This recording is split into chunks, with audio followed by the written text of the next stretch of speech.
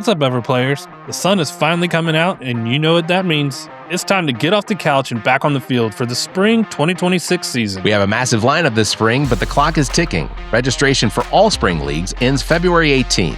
Let's break down your week, starting with Monday night. On Mondays, we're coming in hot with indoor volleyball at Tri-City, softball at TS Martin Park, turf soccer at Recreation Athletics, and pickleball at the KC Pickleball Complex. For Tuesdays, you can catch us playing Super Rec kickball at Spires, sand volleyball at Pollywogs, more indoor volleyball at Tri-City, or bowling at Lucky Strike in Casey. Midweek is huge. On Wednesdays, we've got kickball at Spires, hardball, softball at Pacific Park, cornhole at Jay's Corner, and soccer at B Avenue and Bray Park. On Thursdays, we keep it rolling with kickball at Spires and sand volleyball at Pollywogs. Then we wrap up the week on Sundays with softball at TS Martin Park. Now, if your early spring is already full, don't sweat it.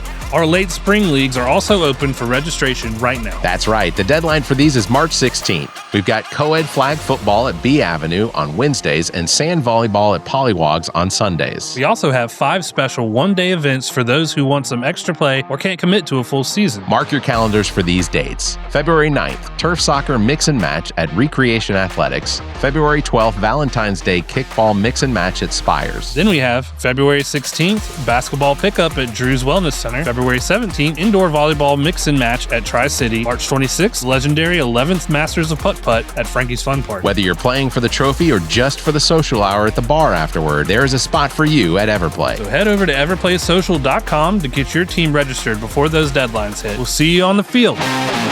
I'll top of the morning to ya. I'm Liam the Leprechaun, and I've got a wee secret to share. DJZDesigns.com has just unveiled their brand new St. Patrick's Day apparel. Featuring yours truly, of course. From cheeky tees to lucky prints, these designs are brimming with charm and plenty of gold. Whether you're heading to a parade or just feeling the Irish spirit, you look grand in these threads. So what are you waiting for? Skip the rainbow and head straight to ZJZDesigns.com. You'll find the pot of gold in your cart. No magic required. ZJZDesigns.com, where style is always in season. Welcome, everyone, to the All About Nothing podcast, kind of daily show. I am Barrett Gruber, host of the All About Nothing podcast with Zach King. You can find me across all of social media at Barrett Gruber. With me is the host of the podcast, Black, White, and Blue in the South with Dr. Jamil Brooks. It's Bill Kimler. You can follow him across all of social media at PoliticalBillSC. If you want to participate in the show, you can chat with us on YouTube, Twitch, or Facebook. You can find links at the top of our webpage, theallaboutnothing.com. Please follow and subscribe wherever you're hearing us. Also want to welcome to the show, friend of the pod, Juan Velasquez, host of the Travel Peoples podcast and, of course, Travel Peoples LLC. Welcome, Juan. Hello. Thank you. Thank you very much. We got ourselves a sexy threesome today. Nice. Yeah. Is this could we potentially consider ourselves to be a thrupplet? Is that what a thrupplet is? I think so. I mean, so long as I'm in the middle. I mean, I want, you want to be as long as Barrett's on the other side of you, I'm good with that. Just to clarify, Juan wants to be the spoonie and the spooner. Yes. That's what I'm hearing. He wants hearing. to be the cream in the Oreo sandwich. That's what he wants. It's so comfortable. You're in the middle. You're like the artificial ingredients that they keep on adding to our food. Yeah, that's fair. He's the red dye number 5. Well, gentlemen, it is Wednesday, which means it's the last show of the week. I do want to say real quick, I did interview Julie Zimmerman today for the episode that dropped. She was fantastic. All right, so I should have her on then? Yeah. In fact, she brought that up at the end of the show or after the show. She said, please tell Bill to return my text messages or phone calls. Or I know. She's now starting to call my wife to get on the show. It's really off-putting. She's contacting family members. I was like, come on, Julie. We have 5 listeners. You don't want to get on that bad. What's going on? You guys do not have 5 listeners. Yeah, you're right. Want to That's hear an exaggeration. Oh, God. 6. Black, white, and blue in the South. Also, want to say that another fantastic episode of the Awakening podcast came out today with Tamara and Heather. It was very, very good. I think that there is no end to the number of guests that they are going to be able to pull in that have had religious trauma throughout the course of their lives, and it's just incredibly interesting the conversation. You don't think that they're so narrowcast though in their subject matter that they may kind of run out? I mean, I've listened to every episode, but at some point it's got to get repetitive. You would think so, but Yeah.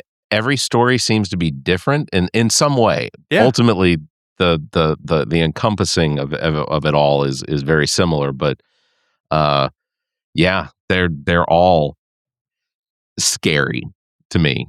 And again, I don't want to. I've said it before, but I don't want to say this. This is not a representation of every single church, of every single religion or faith or denomination. It isn't. But there are these outliers. Oh, these stories are real and compelling. There's no doubt about it. Yeah, so check that out, the Awakening Podcast. You can find links at bigmediallc.com. Juan is here with us this week, tonight. I am, and since we're talking about churches, you all know I'm a big church guy. I'm a huge church guy, but I was now, are teasing you a friend a of mine. huge guy who goes to church, or are you a guy that goes to a huge church? What does that mean? I think both, because you're gonna need me to sit in the wheelchair section so that I can fit in the chair. Okay. Right? That isn't true. But you realize that MAGA's hats, right? I can't quote the Bible as good as other people. It doesn't matter. I can't quote a Hemingway. Anyway, but it's crazy. Revelation says that they will have the mark of the beast on their forehead, and they're walking around with this giant red hat. They're all fucking nuts. That could be it. You could be the mark of the fucking beast. voted for this. Thank you very much. Yeah. So Juan has he talked about his first experience with ICE on the episode that I had him on. What was it? Was it the first episode of the year? It was the last episode. Last So episode. you had the honor of Ending sending us the off. year. Yeah. Tell us a little bit about that first experience, Juan. Because Actually, let's just cover it to the chase. Did you survive it? I'm still surviving. Okay, I mean, you weren't shot dead, so that's good. Wow. Wait, where's my cell phone? So that's you protect yourself. Do not carry a cell phone. Have a concealed cell phone license. I'm going to tell you something. I tried that little stunt that the guy on Newsmax did. I Did you flung see my that? phone across he must have practiced that. The first time I did it, I flung my phone. I said, this bit isn't worth it. I'm sorry, I don't know what you're I think talking he about. had- What Newsmax thing are you referring to? So he was trying to say that if someone were to take their phone and do this with it, that it looks that it could potentially look like that could look like a gun to somebody. It looks like you're having like an attack and you're about to fall down, and you all just experienced with me my first seizure is what happened. But yeah, so this guy, one of the news anchors on Newsmax, I think his name was Dumbass Incorporated. He flung his phone like that. So I thought that I would try it just to see if I could pull off the same maneuver. And literally I did it and my phone hit the wall. So kudos to him. He has got some serious grip strength. I assume from practicing Velcro somehow. I imagine to be able to so Again, good for Velcro. him. You can just stop Velcro. making that hand gesture now. We're good. Yeah. I'm not sure if you're doing it because you're practicing for something else. Imitation is the highest form of flattery, and I have mad respect for shit brain defiant on Newsmax. Well, hey, I can't interrupted remember the his story. name. Let's get back to the guest and his story. I want to hear this again. All right. Well, I'm going to give you the clip notes because we're not going to spend an hour and a half talking about 4 times in October of a quagmire that ICE is. They're a clusterfuck of idiots, as we all know. It takes 6 hours to get training to become an ICE agent. So kudos to them. And, felonies are a plus. So, for crying out loud, the president has 5 kids. And he's got 3 babies mamas, and then he lives in government housing. Yeah. And he's married to an illegal alien. and they listen, call let's us not go ghetto. slamming everybody here, because let's be honest.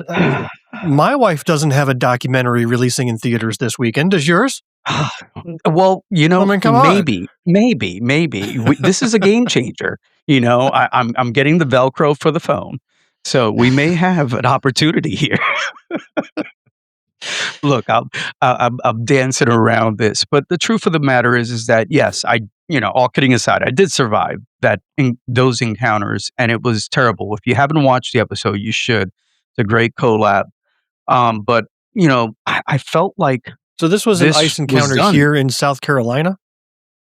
It was in Canada into Oh, you're across the the border. U.S. That's right. Yeah, and it started from Quebec through Nova Scotia into the U.S. into Miami, back home. It's a circus. It's a circus, and what listeners need to know is, all kidding aside, if you don't have a particular profile, you're done. It's 9/11 all over again. It's like anybody who was Muslim then was a target. Well, Today's we're all latest targets right idiot now. move was that an agent of ICE tried to gain access inside the Ecuadorian consulate building in Minnesota. I saw that. Like saw that. That's their government territory at that point. You Right. can't Yeah. gain entrance into a foreign nation's territory, and that's what the guy tried to do. He stood right at the door, tried to stick his foot in, and an employee had to shove him out.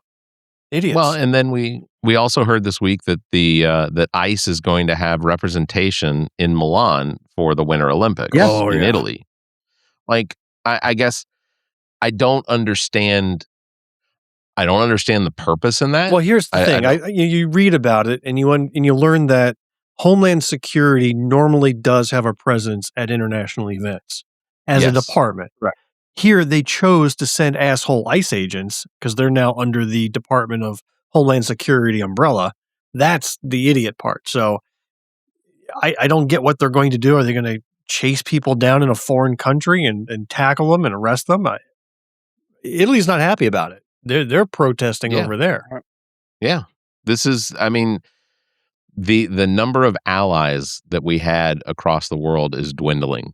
No, it's being although- offset by allies in dictatorships. North Korea is now an ally. Right. Turkey's an ally. You get the bad guys now to make up for that. You Did you do- know that there's I a like picture of Turkey. Putin hanging in the White House? I was going to bring that up, and it's But it's not one of Joe Biden anymore. Right. it's not just that it's a photograph of Putin. It is a photograph of Putin and Trump from the Alaska summit back in August. Which I wouldn't fucking care if Trump had a picture of him and Putin, together. I mean, it's a little weird that it's in the White House. Russia is still technically our enemy. But it's where they put it. It's in the Palm Room, which the Palm Room is a room that every guest of the president that comes through the White House goes through this. It's a corridor, and the photo of Trump and Putin from the Alaska summit was apparently a photograph that was sent to Trump by Putin. Trump then had it framed. I assume they went to the only Kmart that's still open and got one of the frames, pulled the stock photo out, put this one in, and then put it on the wall that you have to pass through. It's not like you pass through this corridor and it's behind you. It is in front of you, and it now hangs above a picture of his 6-year-old granddaughter, Caroline. That to me says, Donald Trump is now hanging a photo, because lots of photos of his family are in this corridor. He is now hanging a photo of an enemy of the United States above his. His grandchildren call him Pappy Putin, right? He's now a member of the family. He's a member of the family. He's Pappy Putin. You think that if they did a watercolor type of thing where you flip the photo over and it's Putin on a chair like a Big Bill, and it's our great Prez on his knees, that's that's going to be it. Like, when he's out of office, we're going to uncover all these secrets. Oh, turn that photograph around, and it's That'd be We're going to see an lovely. AI It'd be generated great. image. You know that one with Putin riding shirtless on horseback? Yeah. It's going to be Putin I riding love that. shirtless on top of Trump's back. On top of Trump. Yeah, that'd be good. And he's like, Yeah, that'd be oh, good. I wish that Hey, was you know what? me. Everybody, He liked me everybody so out there hard. in the internet, everyone out there in the internet, I need you to utilize whatever bandwidth you still have on your Gemini or your Chat GPT. I want to see those images of Putin riding Trump shirtless on his back. Make sure that you set the prompt And make correctly. sure it's We don't Putin want that's shirtless. We got to be very careful with Chat GPT. It may misinterpret. We don't want to see old flabby orange tits riding around. We want to see a buff Putin on him. So, Juan, when you were coming back into the United States, you had Why did you come back? You should have stayed. You were in Nova Scotia, man. I was Write it already out. there. I was already there. Come back I 4 could have years said from for now. the family, or like, you guys can join me later. So what's interesting is that out of this entire line, I was on a cruise ship. So let's preface. I was on a cruise ship. I was on assignment. I was there getting just like everyone else, both on staff and on crew, and the individuals who were floating around the cesspool of germs. No, I'm just teasing. COVID 2.0. No, cruising is great. Cruising is great. I was singled out on not once but twice on the same line, and then it carried over to a confrontation with the TSA agent who all they wanted to do was process my passport, and it kept on coming back with problems. The ICE agent on board came over. He took control. He says, "No, this guy's mine," et cetera, et cetera. And there was this big, massive dog on a cruise ship, which is unusual, dogs in general. But, it was very intimidating. They held me there, for an hour or so, what felt like a lifetime, and, it was a very uncomfortable situation, without a doubt, but, I had all my documentation. I was, well covered. I went into Canada. What makes you think I was, going to be, I don't know, it just made no sense to me, and then coming back, um, into the port of Miami, it happened again. Um, it was quite the encounter, getting my equipment broken. One of my camera lenses doesn't work the way it should.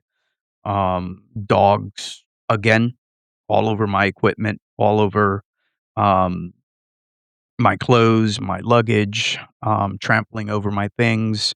And then, it just was a spitfire of events. And before I went home and going through the airport, same thing.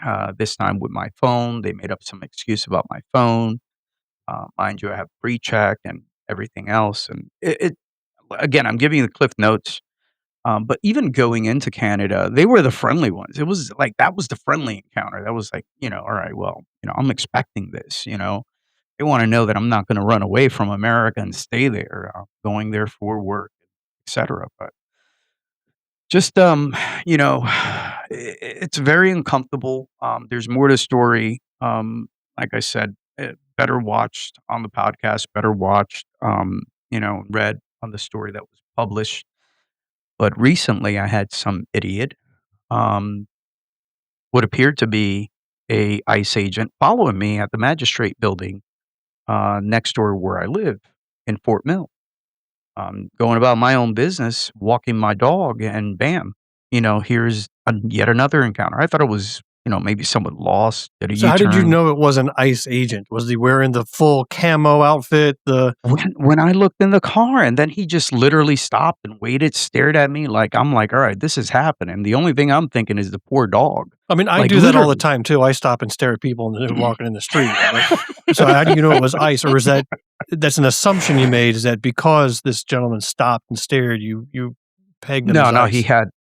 he had the gear and Okay. everything, and I said, "Oh." Was he At first, that's masked what I up? thought. No, he Oh. was showing his beautiful face. His beautiful face. Wow. Yeah. I wish I had my phone ready, which my wife yells at me all the time. You should have your phone with you if you're not going to have your wallet. And, I'm just walking my dog. Just walking my dog, man. Now, You know, What the hell? You obviously Hispanic, Velasquez. Right? What is What? the Nope. Irish all the way. Bill Irish. Bill in here shocked. You'd be surprised. I'm just not you good at know? this guessing the nationality stuff. I'm terrible at it. Well, I hadn't guessed the nationality yet, but I was going to say I'm going to assume northern end of South America, Colombia, Ecuador, Puerto Rico. Oh, Puerto Rico. Okay. Yeah. So I'm an American citizen by default 100%. since 1912. You guys. Yeah, need to yeah. fact check me Yeah. on that. Just You don't go look trying great. to perform at the Super Bowl, otherwise you'll catch shit from the rest. No. Also, Juan, I Forget want to about point out you look fantastic for being 114 years old. I do. You know, I tell people all the time it's the Caribbean sun. Yeah, that's fair. That's fair. But in this situation, well, so first of all, in Fort Mill, what is the Latino population? I mean, is it? Yeah, it's Just me. I was going to say per capita, it's got to be pretty small. It's one per many. So, have you seen outside of this particular incident? Have you seen an ICE presence in the Fort Mill area?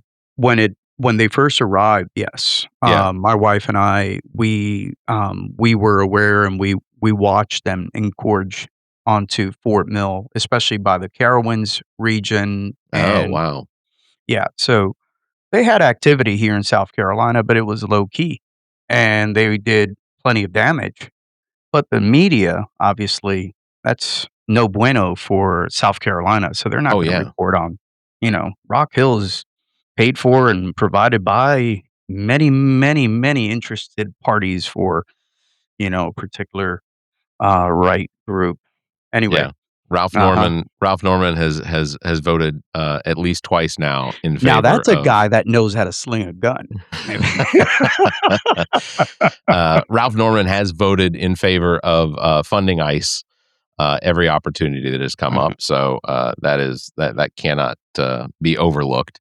But yeah, I see, because like you're right. In South Carolina, the media doesn't really report on local ICE. You know, the impact of ICE in Columbia, especially like Lexington and whatnot. But there are private Facebook groups that will do ICE alerts that they will put out, and it's not just to indicate that someone or that you know they've been spotted or whatnot, but that there's actually legitimate activity where they're at the Home Depot. You know, they're parked at the very far end of the Home Depot watching for We've day had laborers. restaurant raid reports, you know, chicken plant reports around here. Yeah. But it's not a constant marching in the street, going door to door presence like we're seeing up in these northern states. You know, that is the hubbub of all the border crossings. It's more of a I-9 check, right? They'll go to businesses and they'll say, hey, let's check your I-9, you know, report on all your employees and all that garbage, which they're entitled to do within a set number of boundaries, not in the greater Charlotte area. You know, I was reading a statistic, more than 7,000 kids are moved between here and Indiana for sex trafficking. And we're worried about some bullshit of some individual who crossed illegally. I love what the Obama era did. They deported a crap ton of people. Don't get me wrong. But the process, they concentrated literally at the border on heavy offenders. They did their due diligence. Yes, there was some discrepancies that was well reported by the media. But at the end of the day, there weren't people getting their doors knocked down, their faces shot and being killed. There weren't cars being smashed, families destroyed, being torn apart, little 5-year-olds, I think it was 4-year-olds, a little kid in the preschool, being detained like he's a MS-13 criminal. My God. They took that 4-year-old kid, hooked him up to a fishing pole, lifted him in the air, and dangled him in front of the parents' house. trying to get the people to come out. Did you see that? Bullshit. This freaking Like there's a big old donut, trying to get those guys to come out. Awful. I gotta say. You joke, Bill. I have to imagine that somewhere in the employee manual that is a potential solution procedure. Why would there be an employee situation. manual for a bunch of employees that are fucking illiterate? It doesn't make any sense. I didn't say it had words. It just has it was a pictures. pop-up book. I got you. Made by numbers. It's left in black and white, so that it's got the little tabs where your fist can hit a lady's face. Yeah. Yes. Well, here's the and pepper they spray can. They leave it not colored because it comes with a set of crayons. It's all brown ice crayons. agents can color. Yeah, Right. It's part of the Applebee's menu. It's all shades of It has brown. all the That's pictures. all they color with. It's like, now you know what they look like. Shade Juan, this color, this color. yeah. Go ahead. Do you have family in other parts of the country? All over. I mean, What are they? Is there? Do you communicate with them about this situation? Do they? I don't like anybody in my family. Oh, okay, that's fair. No, I'm just teasing. Deport all of them. Yeah. Bill and I come from those families too. It's like, who the fuck are you? Oh, I'm your cousin. Okay, great. From who? The greatest mystery to me, and maybe you can help explain this. Explain Latinos for Trump. It's kind of like blacks for slavery. Where did they come from? I think it has to do with the fact that somewhere down the line, Goya was, the big supporter of Trump's first administration. That's right. And, they won the Latino vote over that way. They made over millions and millions of dollars in donations from people mostly from Florida and Texas. And they made sure that those people had the right grassroots campaigns to go sell the message at these churches that were poor and had people who were immigrants. And they made, what's ironic is he says they fixed the election. Yeah. The first time he won, he probably had tons of illegal aliens who weren't supposed to be registered to vote, who voted for him. Or one way or another, somewhere down that Latino road, he had some way made the fix. And then this time around, he is doing what he does best. He's stabbing everybody that does good by him in the back. And what's crazy is my dad is a Republican. I love my dad. But even he says, we messed up. Like, well, not messed up, but, I think I dropped the F-bomb way too many times. We fucked up. I haven't gotten my quota for the day yet. But we have family everywhere. My wife has family. She has Dominicans in her family. We have Mexicans in her family. We have a whole bunch of nationalities in her family. She even has Trinidadian in her family. So it's this United Nations of folk.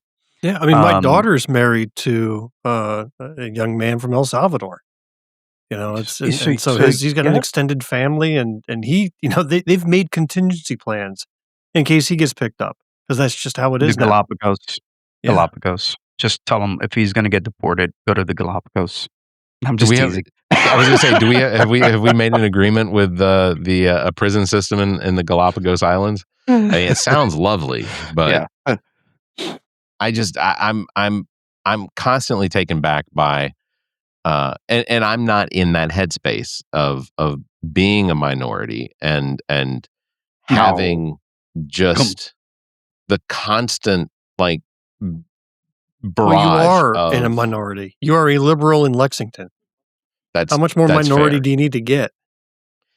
Well, I don't know. I think if I had Juan's complexion at the age of 114, I think I'd be doing it pretty well. But I can't put myself in that headspace because I see it from the outside, and I'm constantly questioning, why are there Black people that are in support of Donald Trump that clearly, if they recognized or they paid attention to what it is that he says or the thing, because even in his when he does his rallies, he would say, "There's my blacks for Trumps. Those are mine." No. You didn't say. You got to quote him right. There's my black. That's what he says. That's right. Because there's only one. There's my one. Yeah. But then you look at the Hispanic population, and I know South Florida is Cuban, for the most part, Cuban, Haitian, and some others, but it's a lot of very conservative Cubans that came over, back in the 60s from when the Cuban Revolution was going on, and they came over to the United States to escape the dictatorship of Fidel Castro and family. But Fidel Castro and Trump, to me, have a lot of similarities. Mm-hmm. So I guess I that's the part that I don't understand is I can see the similarities. I can see the differences too, but I can see the similarities. If I'm looking at polling trends, the Hispanic population tends to be more, I would say, independent and less affiliated with the party. And so you could see them swing either way in a given year. But I'll tell you, a recent polling that came out just this past week among a population of independent voters shows that Trump is now 60 points underwater with independent voters. Yeah. He is unfavorable, 80 to 20. And that is a divide that has never been seen among the independent voting population. And that would, if the election were today, he's sunk. He is sunk in a landslide. Oh, yeah. Well, there comes a point where, the bullshit has to end. You're literally showing a video to people that a man was unalived in front of everyone that is carrying a cell phone that has the recording power. And you're telling someone a narrative as if they were a 4-year-old, and you're telling, no, Jimmy, this is what happened. Not that you're imagining all that. Right? So, At some point, people are going to wake up. Yeah, on Wednesdays, we like to make predictions. I want to ask a predictive question. If we were to go out to the presidential election 2028, if you had to put money now on one individual who's going to be the next president of the United States after Trump, who are we putting down? Just look at the shirt. I'm going to, try to raise it and do my best. Okay. I couldn't see it because my own head is in the way, so I can't see what's on your shirt. My own fat face is covering up your shirt. What does it say? Alessandra Ocasio-Cortez, AOC. Yes. So if our good boy Gavin moves over and says, "All right, we're going to step aside," and this is not about electing a female. This is about electing our radical, right? So you see her as top position, president, not the VP, but president itself. Because what if I saw a Newsom president, AOC vice president ticket? No good. It is good, but and it's probably more likely because I think that'll sell more voters. But at the end of the day, I've seen Veep just like everyone else on HBO, and it doesn't work out. If I were to predict, if I were to predict 2028, my fear is just based on the voting population of and historically Democrats in the across the country, we're going to see two white guys. And my suspicion is it's not going to be Gavin Newsom, because Gavin, and I look at it from the perspective of what does Gavin Newsom gain as president of the United States? Not a thing. Nothing. He doesn't gain a single thing. Yeah, but he's traveling around the country like he's running for president. So I know. What does anybody gain? He might be your VP contender more than any. I suspect we're probably looking at a Shapiro Buttigieg. Think about the debate stage. You've got 20 candidates on stage. You're right. Who's the charismatic one that's going to pull it out in the primaries? AOC, Gavin Newsom. Yep. Those are the two. Yep. And you're right. Those are the two. And ultimately I could see it. But I of those two, I like AOC a lot. I like Gavin Newsom.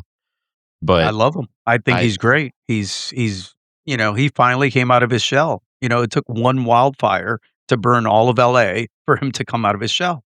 What are you talking about? Wildfire? There was a giant hose thing in Northern California that just let the water. Well, he turned the spigot on. Now he's running for president. So yeah. Well, I obviously we only do this show for about half an hour, and I could probably go much longer, but I don't want to. But yeah, Juan was a terrible guest. We need to end this. We need to wrap this up. This was a fail. I was hoping for a spit take, Juan. I was looking for you to out and nothing. But no, ultimately, I think that I wanted, one of the last things I did want to bring up, and my brother did, by the way, he did send me a picture or a video of that I can't share right now. But is it the three of us? No, together? It was Putin on I'm Trump, in the middle. I'm assuming. It's Putin riding horseback with Trump riding behind him, with Elon Musk riding behind him, and Kanye West riding behind him. So this is either the most uncomfortable horse in the world. The part that makes me the most uncomfortable is that Trump's hand is reaching around and pinching Putin's nipples. It's I'll forward it to you guys. It's a little it's off-putting is what it is. So I'll send it to you guys, and Barrett, maybe I'll share it. Get through just one day without you having to use the phrase pinching his nipples? I mean, what is this thing that you have? Every show we do, you bring that phrase up somehow. I have a quota of the number of times I get to mention nipple pinching, and there you go again. We're up to 3 now. Nipple pinching 4. I'll send that to you guys. Listen, Juan, really appreciate you coming on the show tonight. I know it was short notice. I appreciate you having me. I just want to say one thing. I want to say something really serious and funny. Just one last thing. And I want to say this directly to the people who have unfollowed me, who have said this statement. They have said, I miss when you weren't so political. Well, here's my response. I miss when you all had common sense and were good people. That's fair. No one ever accuses me of being more political. Just pinching nipples. Yeah, the nipple pinching probably puts some people off, but it's not gonna get better, people. Look, we've crossed a line. The line's going to get crossed next week when he's going to have another man run his fingers through that lush beard of his. That'll be wild. Yeah, I look forward to finally stroking getting your hairy face. I can't wait to see the video of that. It's going to be epic. It's hairy face and not something else. It is going to be epic. The next episode of the Kind of Daily Show, absolutely. As long as Zach upholds his end, it will be a blue beard. And then the episode that follows, Julie's podcast episode, will definitely be at least 30 minutes of Zach coloring my beard while we talk about politics. So it should be a lot of fun. Listen, again, Juan, thank you very much for joining us. Really appreciate it. Of course, Juan Velasquez of the Travel Peoples LLC as well. You can check his podcast out. You all come out once a month, right? That's correct. We have a new one coming out on February 18th. That's awesome. So Travel Peoples Podcast. So nice. A monthly show. How relaxing is that? How casual. I bet you don't even edit it. I bet you just hit record and write to publish.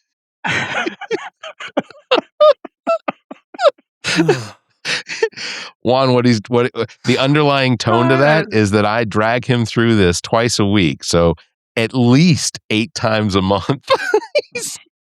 Well, then on top of my own show that I spend 20 hours a week editing, it's just I wish I could just record and once a month and be done with it. Like when we did our little winter break, it was so nice. I mean, I missed the show. It's my favorite thing I love to do. But a break was just so wonderful. Yeah, absolutely. Having recorded 2 episodes today, I feel you. I 100% feel you. All right. Well, again, Juan, thank you for checking in with us tonight. It's good to meet you. Again, Thank you. Thank you, both of you. Thank you. Juan Velasquez can be found at the Travel People's Podcast LLC. Well, Travel People's LLC, Travel People's Podcast, available wherever. This may be the last time we podcasts. see him. So this was a treat. Good. I was going to say, ICE continues to. El Salvador, here I come.